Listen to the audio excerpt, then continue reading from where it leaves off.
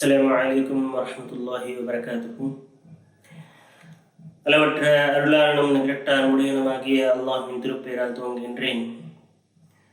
எனதருமை இஸ்லாமிய சொந்தங்களே, நம்ம இன்னைக்கு பார்த்தோம் அப்படின்னு சொன்னால், ஜகாத்து யாருக்கு கொடுக்க வேண்டும் அப்படின்ற ஒரு தலைப்பின் கீழே நாம் இன்னைக்கு பேச இருக்கின்றோம் இன்ஷா அல்லாஹ். அல்லாஹ் சுப்ஹானஹு வ தஆலா சொல்கின்றான், இன்னமஸ் ஸதகாத்து للفقراء والمساكين والعاملين عليها والمؤلفات قلوبهم وفي الرقاب والغارمين وفي سبيل الله وابن السبيل فريضة من الله والله عليم حكيم. நிச்சயமாக யார் மீது இந்த ஜகாத் என்பது கொடுக்க வேண்டும், யாருக்கு இந்த ஜகாத் என்பது கொடுக்க வேண்டும் என்று சொல்லி அல்லாஹ் சுப்ஹானஹு வ தஆலா இந்த ஆயத்திலே நம்மளுக்கு சொல்லி காட்டுகின்றான். இது சூரா தௌபா ஆயத் நம்பர் 60. இந்த ஆயத்தில் பார்த்துக்கிட்டோம் அப்படின்னு சொன்னால் 8 நபர்கள் மீது, அதாவது 8 நபர்களுக்கு நம்மளுடைய ஜகாத்துடைய காசை கொடுக்க வேண்டும் அப்படின்னு சொல்லிட்டு அல்லாஹ் சுப்ஹானஹு வ தஆலா சொல்கின்றான். அதில் முதல் நபர் இன்னமஸ் ஸதகத்து லில் ஃபுகரா, ஏழைகளுக்கு. இவர்கள் ஏழை இல்லை என்ன அப்படின்னு சொன்னால், ஏழைகள் என்பவர்கள் அதாவது மிகவும் அடிமட்டத்தில் உள்ள ஒரு ஏழை. அவருக்கு ஒரு வயிற்று, அதாவது ஒரு வக்து சாப்பாட்டுக்கு கூட மிகவும் கஷ்டப்படுகிறவர்கள். இவர்களிடத்தில் எந்த ஒரு காசோ பணமோ இல்லை. அப்படிப்பட்ட ஒரு நபர்களுக்கு என்ன பண்ண வேண்டுமாம், இந்த ஜகாத்தை கொடுக்க வேண்டும். இது முதல் நபர். இரண்டாவது நபர் அல் மசாக்கீன். இவர்கள் எப்படிப்பட்டவர்கள் என்று சொன்னால், அவர்கள் எத்தனை கஷ்டங்களில் இருந்தாலும் சரி யார்கிட்டையும் போய் கேட்க மாட்டாங்க. எங்களுக்கு காசு பற்றாக்குறையா இருக்குது அப்படின்னு சொல்லிட்டு கேட்க மாட்டாங்க. அல்லாஹ் சுப்ஹானஹு வ தஆலா சூரா மஆரிஜ்ல சொல்லி காட்டுவான், லிஸ்ஸாயிலீன வல் மஹ்ரூம், கேட்பவர்களுக்கும் கேட்காதவர்களுக்கும் முஃமின்கள் அள்ளி அள்ளி கொடுப்பார்கள் அப்படின்னு சொல்லிட்டு அல்லாஹ் சுப்ஹானஹு வ தஆலா முஃமின்களை பற்றி சொல்லி காட்டுகின்றான். இவர்களுக்கும் ஃபுகராவுக்கும், அதாவது ஏழைகளுக்கும் மிஸ்கீன்களுக்கும் என்ன டிஃப்ரெண்ட் அப்படின்னு சொன்னால், இவருக்கு ஒரு மாதம் முழுசா முடிக்கிறதுக்காட்ட ஒரு சாப்பாடு என்பது இருந்திருக்காது. ஒரு வக்துக்கு சாப்பிடலாம், ஆனால் போதுமான அளவுக்கு அவங்ககிட்ட இருந்திருக்காது. எவ்வளோ கஷ்டங்கள் இருந்தாலும் என்ன பண்ண மாட்டாங்க, அடுத்தவங்கள்ட்ட கையேந்து கேட்க மாட்டாங்க. அப்படிப்பட்ட நபர்களுக்கு நம்ம என்ன பண்ணுவோம், மிஸ்கீன்கள் அப்படின்னு சொல்லுவோம். ஃபுகரா அப்படின்னு சொல்லும் போது அவர்கள் என்ன, அவங்ககிட்ட ஒரு வக்து சாப்பாடு கூட இருக்காது. அவங்க கிட்ட ஒரு நாள் கூட அவங்களுக்கு ஓடாத மாதிரி அந்த விஷயம் என்பது இருக்கும். ரசூல் ஸல்லல்லாஹு அலைஹி வஸல்லம் கிட்ட 2 நபர்கள் வர்றாங்க. வர்றப்போ அக்பரின் ரஜுலானி அன்னஹுமா அதையல் நபி ஸல்லல்லாஹு அலைஹி வஸல்லம் ஃபி ஹஜ்ஜத்துல் விதா. ஹஜ்ஜத்துல் விதால இருக்கும்போது ரசூல் ஸல்லல்லாஹு அலைஹி வஸல்லம் கிட்ட இருவர் வர்றாங்க. வஹுவா யுகஸ்ஸிமு ஸதகாத்து ஃபஸஅலஹா. ரசூல் ஸல்லல்லாஹு அலைஹி வஸல்லம் ஸதகாவுடைய பொருட்களை விநியோகிக்கிறார்கள், பங்கிட்டு கொடுக்கிறார்கள் அப்படின்னு தெரிந்து கொண்டு என்ன பண்ணுகிறார்கள், 2 நபர்கள் ரசூலுல்லாஹ் கிட்ட அந்த ஸதகாவுடைய பொருட்களை கேட்பதற்காக வேண்டி வருகிறார்கள். ஃபரஃபஅ ஃபீனா அல் பஸர். ரசூல் ஸல்லல்லாஹு அலைஹி வஸல்லம் அவர்கள் எங்களின் பக்கம் பார்த்தார்கள். நாங்கள் 2 பேரும் ரசூலுல்லாஹ்வை பார்த்தோம். பார்த்த பின்னாடி قال فإن شئتما أعطيتكما, அதை நீங்கள் விரும்பினால், நீங்கள் கேட்டால் நான் அதை உங்களுக்கு கொடுப்பேன். ولا حظا فيها لغني ولا قوي مكتسب. அதாவது ரசூலுல்லாஹ் என்ன சொல்றாங்க அப்படின்னு சொன்னால், ஏழைகள் அல்லாதவர்கள், அதாவது பணம் பெற்றவர்களோ அல்லது சக்தியுள்ளவர்களோ என்ன செய்ய வேண்டாம், இந்த சதகாவில் இருந்து எடுத்துக்கொள்ள வேண்டாம் அப்படின்னு சொல்லிட்டு ரசூல் ஸல்லல்லாஹு அலைஹி வஸல்லம் அவர்கள் சொன்னதாக நஸீல், அதாவது இமாம் நஸீ ரஹ்மத்துல்லாஹி அலைஹி அவர்கள் தன்னோட ஹதீஸ் கிரந்தமான அந்த புக்கில் குறிப்பிட்டிருக்காங்க. 2 பேருக்கும் வித்தியாசம் என்பது உங்களுக்கு புரிஞ்சிருக்குன்னு நான் நினைக்கிறேன். ஃபுகரா அப்படின்னு சொன்னவாறு மிகவும் ஏழை. இவர் தான் ஜகாத் என்ற ஒரு விஷயத்துக்கு தகுதியானவர்.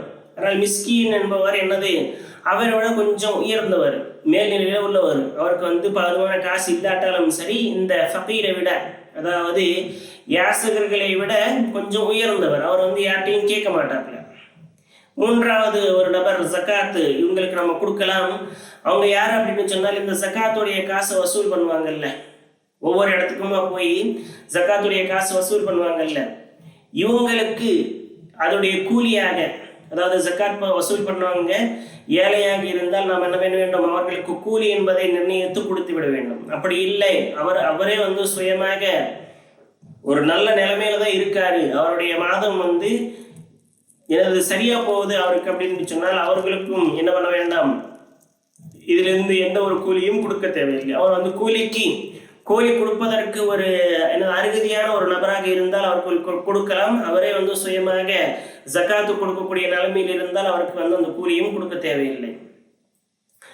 நான்காவது ஒரு விஷயத்துக்கு நம்ம என்ன செலவு பண்ணணும், அல் முஅல்லஃபாத்து குலூபுஹும், அதாவது குர்ஆன் ஆயத்துல சொல்ல மாதிரி நான்காவது நபர் அல் முஅல்லஃபாத்து குலூபுஹும், மனிதர்களுடைய மனதை இஸ்லாத்தின் பக்கம் கவர்வதற்காக வேண்டி, மனிதர்களுடைய மனதை இஸ்லாத்தின் பக்கம் கவர்வதற்காக வேண்டி, அல்லது எதிரிகளிட்டிருந்து ஒரு முஸ்லிமை அல்லது முஃமின்களுடைய சமுதாயத்தை காப்பாற்றுவதற்காக வேண்டி, மற்றும் யாராவது இஸ்லாத்துக்கு வரப்போறாங்க அவங்களுக்கு ஒரு சின்ன ட்ரீட்மெண்ட் கொடுத்து அல்லது ஒரு பரிசாக அளிப்பதன் மூலமாக என்ன வரலாம், அவரை இஸ்லாத்துக்கு கொண்டு வந்து விடலாம், அவங்க மனசை இழுக்கலாம் அப்படின்ற ஒரு செயலுக்காக வேண்டி என்ன பண்ணலாம், இந்த ஜக்காத்துடைய காசை செலவழிக்கலாம் அப்படின்னு சொல்லிட்டு அல்லாஹ் சுப்ஹானஹு வ தஆலா தனது திருமறையான குர்ஆனிலே குறிப்பிடுகின்றார்.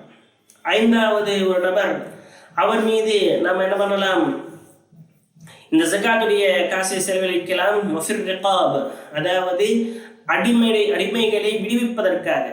உதாரணத்துக்கு நம்ம பார்த்தோம் அப்படின்னு சொன்னால் அபூபக்கர் சித்தீக் ரலியல்லாஹு அன்ஹு அவர்கள் என்ன பண்ணியிருக்காங்க, எத்தனையோ அடிமைகளை விடுவிச்சிருக்காங்க, இஸ்லாத்தின் பக்கம் அழைச்சி அவங்க என்ன பண்ணியிருக்காங்க, இஸ்லாத்திலையும் கொண்டு வந்திருக்காங்க. உதாரணத்துக்கு நம்ம பிலால் ரலியல்லாஹு அன்ஹு பார்த்தோம் அப்படின்னு சொன்னால் அவங்க அபூபக்கர் சித்தீக் ரலியல்லாஹு அன்ஹு மூலமாக என்ன பண்றாங்க, விடுவிக்கப்பட்டாங்க. விடுவிச்சு என்ன பண்றாங்க, அவங்க இஸ்லாத்துக்கு கொண்டு வந்து ஒரு மிகப்பெரிய ஒரு பலம் வாய்ந்த ஒரு சஹாபியாக, அதாவது ஒரு ஈமானுடைய விஷயத்தில் மிகவும் உயர்தரமான ஒரு சஹாபியாக, அல்லாஹ்வுடைய பாங்கை அனுதினமும் சொல்லக்கூடிய ஒரு சஹாபியாக, ஒரு நபித்தோழராக அவங்க இருந்திருக்காங்க. ஆறாவது ஒரு நபர் நம்ம அல்-காரிமீன், அதாவது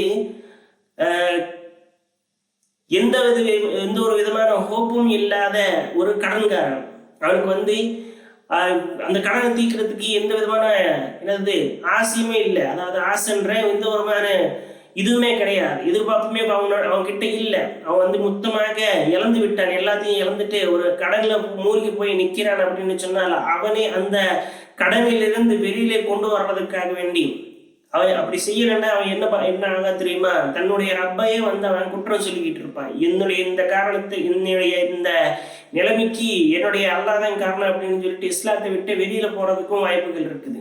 அப்படிப்பட்ட ஒரு நேரத்தில் அவருக்கு அவனுடைய கடனை அடைச்சிட்டு என்ன பண்ணலாம், நம்மளுடைய ஜக்காத்தை செலவழிக்கலாம். ஏழாவது ஒரு நபர் ஃபீஸபிலில்லாஹ், அல்லாஹ்வுடைய மார்க்கத்தில் போகக்கூடியவர்களுக்கு, அல்லாஹ்வுடைய பாதையில் அப்படின்னு சொன்னால் தாவா வேலையாக இருக்கலாம். தாவா அப்படின்னு சொன்னால் என்னது, மக்களை இஸ்லாத்தின் பக்கம் அழைப்பதின் வேலை, இந்த வேலைக்காக வேண்டி இருக்கலாம், அல்லது யுத்த பூமியில் செலவழிக்கிறதாக இருக்கலாம். வேற வேற விஷயங்கள் அல்லாஹ்வுடைய பாதையில் போறவங்க, அல்லாஹுக்காக வேண்டி செல்றவங்க, இவங்களுக்கெல்லாம் என்ன பண்ணலாம், கொடுக்கலாம். எட்டாவது மற்றும் கடைசி நபர் யாரு, வபினிஸ் சபீல், பிரயாணத்தில் இருப்பவர்களுக்கு எப்படி அப்படின்னு சொன்னால், உதாரணத்துக்கு அவங்க வெளியிலேருந்து வந்துட்டாங்க, வந்த பின்னாடி அவங்களுடைய பர்ஸ் திருடப்பட்டுருச்சு, அல்லது வேற ஒரு விதமாக அவங்க என்ன பண்றாங்க, மாட்டிக்கிட்டாங்க அப்படின்னு சொன்னால் அவர்களுக்கு உதவி செய்து அவங்க தன்னுடைய வீட்டுக்கு பத்திரமாக கொண்டு போய் சேர்க்க வேண்டிய அந்த விஷயத்துக்கு நம்மளுடைய அந்த ஜக்காத்து காசுகளே செலவழிக்கலாம். ஒரு வேளை நான் காசு செலவழிக்கும் நபர் அவரே ஒரு செல்வந்தராக இருந்தார் அப்படின்னு சொன்னால் ஒரு கடனாக கொடுத்து அங்கே போய் நீங்கள் திருப்பத்தாங்க அப்படின்னு சொல்லிட்டு ஒரு விஷயத்தையும் நம்ம பண்ணி அல்லாஹ்வுடைய பாதையில் இது செலவழிக்கிறோம். இது மட்டும் இல்லாமல் கூடுதலாக இன்னொரு செய்தி என்ன அப்படின்னு சொன்னால், இந்த 8 நபர்களே தவிர மற்ற யாரும் ஜக்காத்துக்கு அருகதை கிடையாது. ஜக்காத் என்பது வேற, சதகா என்பது வேற. தான தர்மங்கள் என்பதை வேற, சதகா என்பது வேற. நம்ம வந்து பள்ளிவாசலை கட்டி தர்றது, இல்லைன்னா வந்து கிணறு வெட்டுறது, இல்லைன்னா ஒரு ஸ்கூல் கட்டுறது, ஹாஸ்பிட்டல் கட்டுறது, மற்ற விஷயங்கள் எல்லாம் சதக்காவால் வரும். அதாவது தான தர்மங்களுடைய விஷயத்தில் வரும். ஒரு கிணறு தோண்டி போடுறோம் அப்படின்னா அது சதக்கு ஜாரியா, மிகப்பெரிய விஷயம். அல்லது ஒரு பிள்ளையை எடுத்து படிக்க வைக்கிறோம் அப்படின்னு சொன்னால் அதுவும் ஒரு சதக்கை ஜாரியா, அதுவும் மிகப்பெரிய விஷயம். ஆனால் இந்த சதக்கா ஜக்காத்துடைய இதுல வருமா அப்படின்னு சொன்னால் அவைகள் யாவும் வந்து சதக்காவில் வராது, அதாவது ஜக்காத்துல வராது. மாறாக இதுல வரும், சதக்காவில் வரும். நம்ம எல்லா வேலைகளையும் பண்ணணும் நம்ம. ஆனால் ஃபரலான ஒரு விஷயம் என்ன? ஜக்காத். அந்த ஜக்காத் என்பது யாருக்கெல்லாம் கொடுக்கணும்? இந்த 8 நபர்களுக்கும் கொடுக்கணும். முக்கியமாக இதில் இன்னொரு விஷயம் தெரிஞ்சுக்க வேண்டியது என்ன அப்படின்னு சொன்னால், நம்மள சில நபர்கள் என்ன பண்ணுவாங்க, இந்த ஜக்காத்தை வந்து அதிகமாக தன்னுடைய சொந்தக்காரர்களுக்கு கொடுக்கணும்னு விருப்பப்படுவாங்க. இதுவும் நல்ல விஷயம் தான். இந்த நம்மளுடைய சொந்தக்காரர்களே யாராவது ஃபக்கீராக, யாராவது மிஸ்கீனாக, அல்லது யாராவது ஒரு ஆள் அந்த அளவுக்கு தகுதியாக இருந்தால் அவர்களுக்கு தான் ஃபர்ஸ்ட் ப்ரையாரிட்டி கொடுக்கணும்.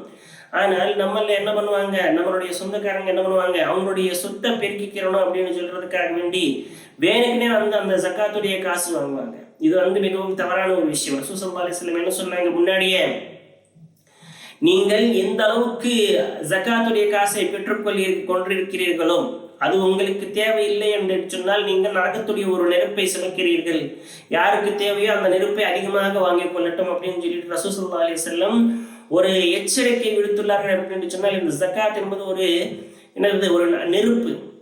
அதுக்கு தகுதி இல்லாத நபர்களுக்கு இது ஒரு நெருப்பாகவும் மற்றும் ஆகிரத்தில் அவர்களே அதை சுட்டிருக்கக்கூடியதாகவும் இந்த ஜக்காத் என்பது இருக்குது. அதனால வந்து இந்த ஜக்காத்துக்கு தேவையில்லாத நபர்கள் என்ன பண்ணக்கூடாது, அந்த ஜக்காத்தை வாங்கக்கூடாது. எனவே அல்லாஹ்விடத்தில் துஆ என்று சொன்னால் அல்லாஹ் சுப்ஹானஹு வ தஆலா நம்மளுக்கு எல்லாருக்கும் இந்த ஜக்காத்தை முழுமையாக நிறைவேற்றி செய்யும் நன்மக்களாக அல்லாஹ் சுப்ஹானஹு வ தஆலா உங்களையும் என்னையும் ஆக்கி அருள்வானாக. ஆமீன். வ ஆகிரு தஅவானா அல்ஹம்துலில்லாஹி ரப்பில் ஆலமீன். அஸ்ஸலாமு அலைக்கும் வ ரஹ்மத்துல்லாஹி வ பரகாத்துஹு.